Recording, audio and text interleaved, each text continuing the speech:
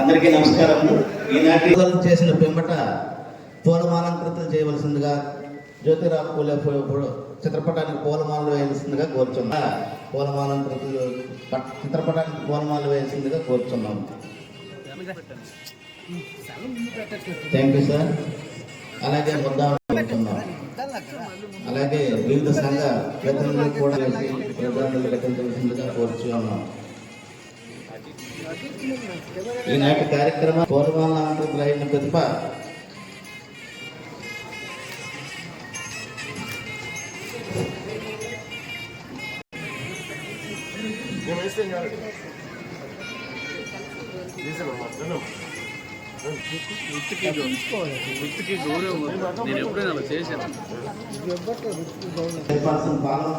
Madam గారికి ఆహ్వానం జయంతిని కూడా చేసుకుంటున్నామంటే ఎంత గొప్పవో ప్రతి ఒక్కరూ ఆలోచించుకోవాలి. 1800 శతాబ్దంలోనే ప్రతి ఒక్కరికి చదువు ఉండాలి. చదువు ద్వారానే అన్ని రంగాల్లో కూడా కుటుంబాల అభివృద్ధి. వివక్షపై బడుగు బలహీన వర్గాల వాళ్ళ యొక్క హక్కుల కోసం పోరాడినటువంటి మహోన్నతమైన వ్యక్తి మహాత్మా జ్యోతిరావు. భారతదేశంలోనే అత్యధిక పురస్కారమైనటువంటి భారతరత్నని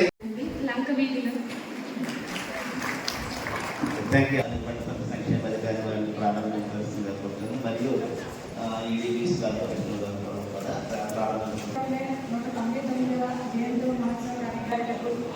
ఒక్కరికి కూడా పేరు పెట్టిన నమస్కారం అండి. కార్యక్రమం మన జిల్లా ఈసీ కార్పొరేషన్ ఈడీ గారు జరుపుకుంటుంది. ఈ ఆకర్షమని మనకి ఆదేశించడం జరిగింది. ఈ కార్యక్రమానికి హాజరైనటువంటి ముఖ్య అతిథి పాలన్స్ ఎస్ఎస్వి గారు, స్టేట్ టూర్ క్రాప్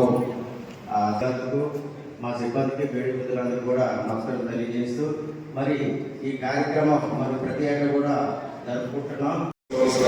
అవసరం ఎంత ఉన్నాయి మనం గుర్తు చేసుకోవడం కోసం, వారిని స్మరించుకోవడం కోసం, వారికి నిజమైన నివాళి అర్పించడం కోసమే ఇటువంటి కార్యక్రమాలను ప్రభుత్వం వారు చేపట్టమని ఆదేశాలు కూడా దాని మూలంగా వారు చేపట్టడం జరుగుతుంది. వీటన్నిటి కూడా మీరందరూ కూడా మీతో అందరూ కూడా మీకు ఆచరిస్తూ మరింత నవసమాజానికి మనం అందరం కూడా కృషి చేయాలని మీ అందరికీ పునరు సభ్యులుగా నాయకులు అడిగారు అనేది మీరు అన్నట్టుగా దాన్ని ఎంతో త్వరగా పూర్తి చేయగలిగితే త్వరగా పూర్తి చేసి మీకు అందుబాటులో తీసుకొచ్చే విధంగా చర్యలు తీసుకుంటామని మీ అందరికీ సందర్భంగా తెలియజేసుకుంటాను. అలాగే రెండో విషయం, విశ్వకర్మ యోజన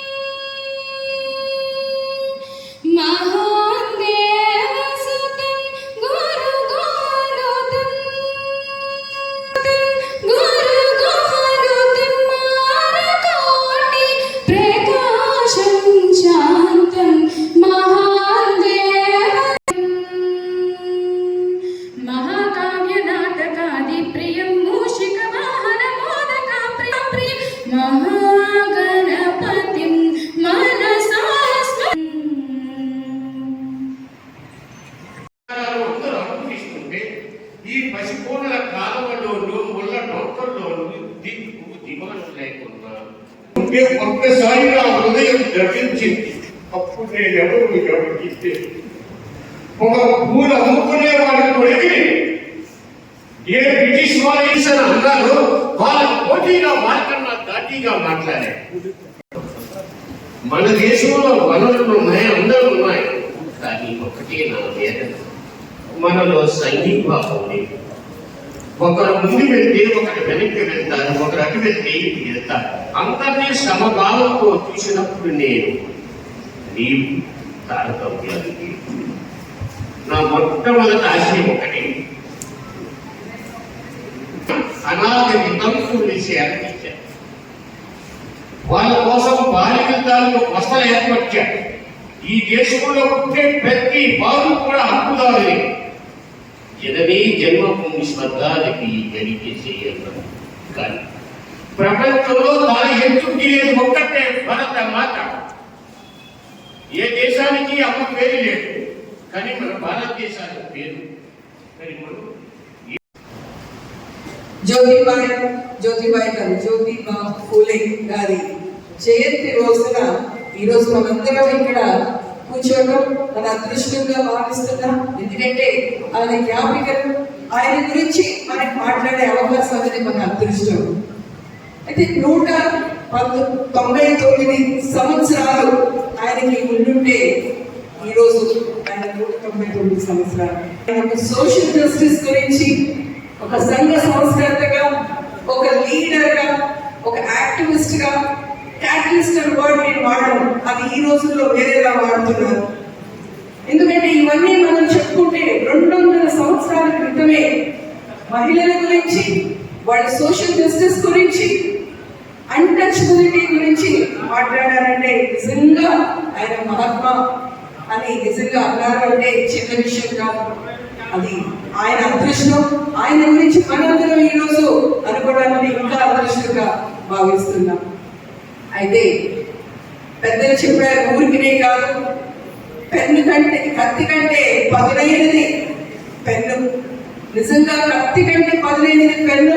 ఎందుకంటే ఎంతో మందికి స్ఫూర్తిగా ఆయన రాసిన రైటింగ్స్ అవనియండి, ఆయన రాసిన విషయాలు అవనియండి, సోషల్ జస్టిస్ గురించి ఒక విప్లవంగా, ఒక రెవల్యూషన్ గా ఎంతో మందిని అవేర్ చేసి వాళ్ళలో విప్లవ స్ఫూర్తిని నింపిన ఆ మహాత్ముడికి మనస్ఫూర్తిగా ఈరోజు నమస్కరించుకోవాలి. పొజిషన్స్ లో ఉన్నప్పటికీ కూడా ఇది తప్పుగా కాదు. పురుషుల ప్రపంచం మహిళల్ని ఆధిక్యతను ఇష్టపడరాలను అది మనకి ట్రెడిషన్ గా వస్తున్నది. 65,000 మంది మన దగ్గర నమోదు చేసుకోవడం జరిగింది. కానీ మీరు అన్నట్టుగా అందులో సుమారుగా 35,000-40,000 మంది కేవలం టైలరింగ్ గురించి పెట్టుకోవడం జరిగింది. సహజంగా టైలరింగ్ అనేది ఇప్పుడు కామన్ అయిపోయింది, ప్రతి ఒక్కరు టైలరింగ్ చేస్తున్నారు. సహజంగా మనం ఏంటంటే ఈ బీసీ కమ్యూనిటీ సంబంధించి ఇవన్నీ కూడా ఏంటంటే కుల వృత్తులు ఉన్న సమాజం ఇది. ఇప్పుడు అలా టైలరింగ్ అనేది ఒక కులానికి, ఒక వృత్తికి సంబంధించింది అన్న భావన సహజంగా ఉంటుంది. అది ఆ రూల్స్ ఫ్రేమ్ చేసినప్పుడే అది ఉంటుంది. మన జిల్లాలో ఆ వృత్తిని చేపట్టిన వాళ్ళు మొత్తం కలిపితే సుమారుగా 8,000-9,000 మంది మాత్రం ఉన్నారు. కానీ 35,000 దరఖాస్తులు వచ్చింది. సహజంగా ఆ దరఖాస్తులు చూడగానే ఎవరికైనా సరే ఒక అనుమానం వస్తుంది, అది ఫేక్ అప్లికేషన్ అయ్యి వచ్చారు. తద్వారా వాటిని మరలా రీవెరిఫికేషన్ చేసి నిజంగానే వాళ్ళు ఆ పని మీద క్యాస్ట్ పనులు అక్కర్లేదు, ఆ వృత్తి మీద వాళ్ళు ఆధారపడి ఉన్నారా లేదా నిజంగానే విషయాన్ని గ్రామ స్థాయిలో వెరిఫై చేయమని మళ్ళీ పంపించడం జరిగింది. మిగిలినవన్నీ కూడా దాదాపు సుమారుగా 18,000 అప్లికేషన్స్ నేను గవర్నమెంట్ ఆఫ్ ఇండియా లాగిన్ నేను పంపించడం జరిగింది. అక్కడ మళ్ళీ రిటర్న్ శాంక్షన్ దాదాపు 7,000 అప్లికేషన్స్ మంజూరు అయి వచ్చినాయి. అవన్నీ కూడా బ్యాంక్స్ మనం పరిశీలిస్తున్నాము. ఇప్పటికి ఆల్రెడీ నాకు తెలిసి 1,200 మందికి ఆల్రెడీ విశ్వకర్మ లోన్ మంజూరు చేయడం జరిగింది జిల్లాలో. అందుకు ఆల్రెడీ క్యాష్ కూడా వాళ్ళ అకౌంట్ లో పడింది కూడా. మిగిలిన కూడా మేము పరిశీలించి ఎంత త్వరగా చేయడానికి మేము సిద్ధంగా ఉన్నాం. అలాగే మీ అందరూ కూడా నా విజ్ఞప్తి ఏంటంటే ముఖ్యంగా సంఘ నాయకులందరూ కూడా దీన్ని మీరు విస్తృతంగా ప్రచారం చేయాలని, అంటే అధికారికంగా మేము ప్రచారం చేస్తున్నాము. అయినా సంఘ పెద్దలుగా, సంఘ నాయకులుగా, ప్రజాప్రతినిధులుగా మీ వాయిస్ ఎక్కువ కిందకెళ్ళడానికి అవకాశం ఉంది. కాబట్టి దీన్ని విస్తృతంగా ప్రచారం చేసి అంటే కరెక్ట్ గా సద్వినియోగం చేసుకునే విధంగా, ఈ విధంగా అన్ని ఒకే అప్లికేషన్ ఒకే వృత్తి కాకుండా రియల్ గా వాళ్ళు ఏ వృత్తిలో ఉన్నారు, మనం ఎలా వాళ్ళ పైకి చూసామని అన్న విషయం మీరు కూడా విస్తృతంగా దీన్ని ప్రచారం చేసి మరి ఎన్ని కరెక్ట్ గా వచ్చే అప్లికేషన్ మీరు ఎన్ని పంపించినా సరే మేము ఆమోదించడానికి మేము జిల్లా యంత్రాంగం సిద్ధంగా ఉందని మీ అందరూ తెలియజేసుకుంటూ ఈ రోజు కూడా ఇదే ఉద్దేశంతో ఏదైతే వెనుకబడిన కులాలుగా మనం గుర్తించబడుతున్నామో మనల్ని అభివృద్ధి పథకంలో నడిపించాలనే ఉద్దేశంతో ప్రభుత్వం వారు తీసుకున్న నిర్ణయం ప్రకారం ఈ రోజు మన జిల్లాలో 400 యూనిట్లు మనం పనులు చేస్తున్నాము. అవి అవి కొన్ని ఆల్రెడీ ఫిజికల్ గా ఇస్తాము, కొన్ని కాగితాలు మీద ఇస్తాము. తర్వాత అవి గ్రామ స్థాయిలో, మండల స్థాయిలో బ్యాంకు ద్వారా కూడా గ్రౌండ్ చేపిస్తాము. ఈ ఒక్కరోజు 400 యూనిట్లను గ్రౌండ్ చేయమని మనకి అధికారంగా మనకి ఆదేశాలు రావడంతో వాటిని మేము ఇక్కడ ఈ రోజు 4 యూనిట్లు గ్రౌండ్ చేస్తున్నాము. ఇంకా మరింత విధంగా ఇంకెన్నైతే మనకు అవకాశం ఉందో అన్ని రకాలుగా కూడా ఇప్పుడు మన ఈ కార్పొరేషన్ సబ్సిడీలో కాకుండా ముద్రా లోన్స్ ఉన్నాయి మనకి, వితౌట్ సబ్సిడీ సూపి వాటన్నిటిని కూడా మనం ఉపయోగించుకుని మనం మరింత ఆర్థికంగా కింద దాదాపు అన్నీ వచ్చేస్తాయి. ఆర్థికంగా, సామాజికంగా, విద్యాపరంగా మన వెనకబడి కూడా అందరూ కూడా మరింత అభివృద్ధి చెందే విధంగా మనం అందరూ కూడా చర్య తీసుకోవాలని, దానికి మీరు తోడ్పాటు కావాలని జిల్లా యంత్రాంగం మేము అన్ని విధాలుగా సిద్ధంగా ఉన్నామని అందరూ తెలియజేసుకుంటూ ఈ అవకాశం ఇచ్చిన బీసీ సంక్షేమ శాఖ వారికి ధన్యవాదాలు తెలియజేసుకుంటూ సెలవు తీసుకుంటాం.